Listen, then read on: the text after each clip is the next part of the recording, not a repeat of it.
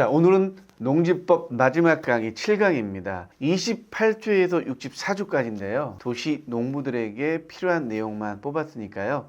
나머지 것들은 참고하시기 바라겠습니다. 46조로 가겠습니다. 농지위원회가 새로 생깁니다. 이게 농지위원회는 다음 각 호기능을 수행한다. 농지 취득 자격 증명 심사에 관한 사항, 그리고 농지 전용 허가를 받은 농지의 목적 사업, 추진 사항에 대한 확인, 농지 소유 등에 관한 조사에 참여, 자 그리고 기타 이렇게 되어 있는데요. 위원회가 있다는 거는 좀 까다롭게 하겠다 이런 내용이잖아요. 그래서 특히 투기 지역에 있는 농지를 취득할 때는 농업경영계획서를 보고 어떤 농작물을 심을 것인지, 그리고 예를 들어 제초하지 않은 상황에서 멀리 있는데 과연 정말로 이 농사를 짓기 위해 샀는지 농지위원회에서 다시 한번 자세하게 심사하겠다는 겁니다. 그리고 농지 소유 등에 관한 조사, 불법으로 소유하고 있는지, 불법으로 경영하고 있는지, 불법으로 임대차하고 있는지 이런 거에 대한 조사를 농지위원회가 하겠다는 겁니다. 그래서 농지 관리를 잘해야 된다. 다시 한번 말씀드립니다. 자, 49조 농지대장.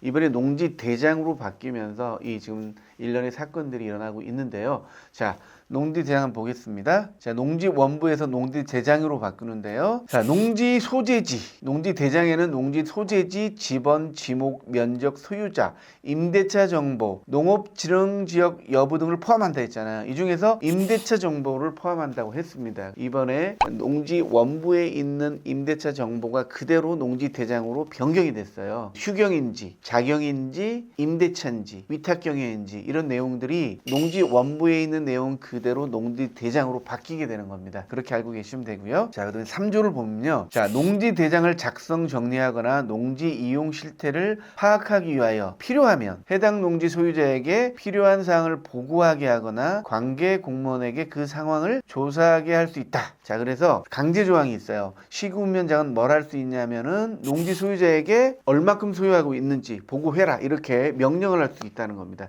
이 강제 조항이 생긴 거고요. 그 다음에 관계 공무원에게 조사하게 할 수가 있어요. 만약에 시켰는데 안 하잖아요. 그러면 공무원을 통해서 아니면 농지위원회를 통해서 조사를 하게 할 수 있다. 이런 내용이 생긴 겁니다. 자, 그리고 농지대장 내용에 변동사항이 생기면 그 변동사항을 지체 없이 정리해야 된다. 됐죠? 누가? 시군면장이. 이런 시군면장에게 꼭 해야 되는 의무사항이 생긴 거죠. 그러면 공무원이나 소유자한테 시킬 수 있다는 내용입니다. 자, 49조의 이 의무사항이 생겼습니다. 농지 소유자 또는 임차인은 다음 각 호의 사유가 발생하는 경우 그 변경 사유가 발생한 날부터 60일 이내에 시군면장에게 농지대장의 변경을 신청해야 된다. 자, 농지 임대차 계약과 사용대차 계약의 체결 변경 또는 해제되는 경우 2조 1호의 남목에 따른 토지 개량시설과 농축산물 생산시설을 설치하는 경우, 그 밖에 농림축산식품부로 정한 사유에 해당하는 경우에 어떻게 된다? 농지대장 변경 신청을 해야 된다. 누가? 소유자가 변경 신청을 해야 되는 겁니다. 근데 굉장히 좀 귀찮아졌죠. 이걸 해야 되는 겁니다. 이거 안 하면 과태료 있습니다. 나중에 말씀드릴게요. 자, 54조 보면요.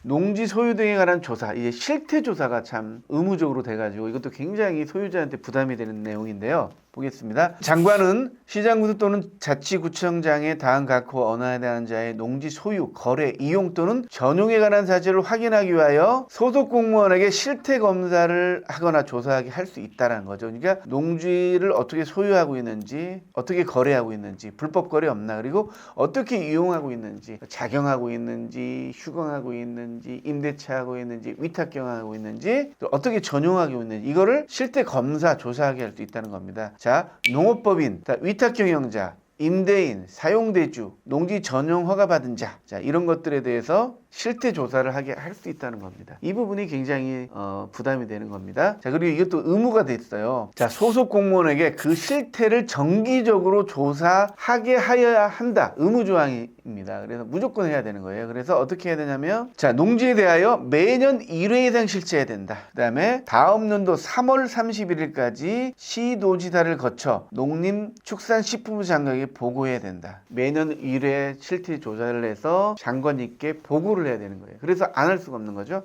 자, 그래서 54조 내용을 아셔야 됩니다. 그래서 매년 이런 이용 실태를 조사를 한다. 그래서 돈도 지원한다. 농지위원회도 있고 공무원도 투입해가지고 조사하게 한다는 겁니다. 그래서 농지 소유자들한테는 좀 부담이 되는 내용이니까요. 이 부분 꼭 알고 계시기 바라겠습니다. 그러면 이런 의무 조항을 안 했을 경우에 벌칙이 있죠. 벌칙 한번 보겠습니다. 자, 57조는 이제 농지증을 거짓으로 발급받거나 또 농업법인이 부동산 행위를 한 경우입니다. 그래서 이럴 때는 5년 이하의 징역 또는 해당 공시지가의 개별 공시지가에 따른 토지 가액을 벌금에 처한다.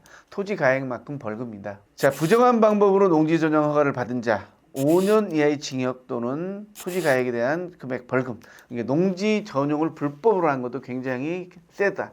이렇게 알고 계시면 되겠습니다. 5년 이하의 징역 5천만 원 이하의 벌금. 이거는 타용도 일시 사용 허가 받지 않고 농지 전용한 것. 토지를 승인이 없이 다른 목적으로 사용한 자. 이것도 전용에 관한 내용인데 굉장히 벌칙이 셉니다. 3년 이하의 징역 3천만 원 이하의 벌금. 이거는 뭐냐면요. 금지행위인데 이게 중개를 위반 인지하고 중개하는 경우에 해당하거든요. 이런 경우에는 뭐다? 3년 이하의 징역 또는 3천만 원의 벌금입니다. 그래서 조심해야 되는 거고요. 자, 농지를 신고하지 아니하고 전용한 자 이것도 마찬가지고 타용도 일지 사용 신고하지 않고 전용한 자 이것도 어느 정도 벌금이 굉장히 싸네요. 3년 이하의 징역 3천만 원의 벌금입니다. 자, 그리고 위탁 경영은 굉장히 법으로 법제화되어 있잖아요. 그래서 위탁 경영할 수 있는 상황이 아닌데 위탁 경영한 경우 2천만 원의 벌금입니다. 그리고 소유 농지를 임대하거나 무상 사용해야 하는 경우. 자, 23조가 임대차에 관한 내용이잖아요. 불법 임대차한 경우에는 2천만 원 이하의 벌금이라는 겁니다.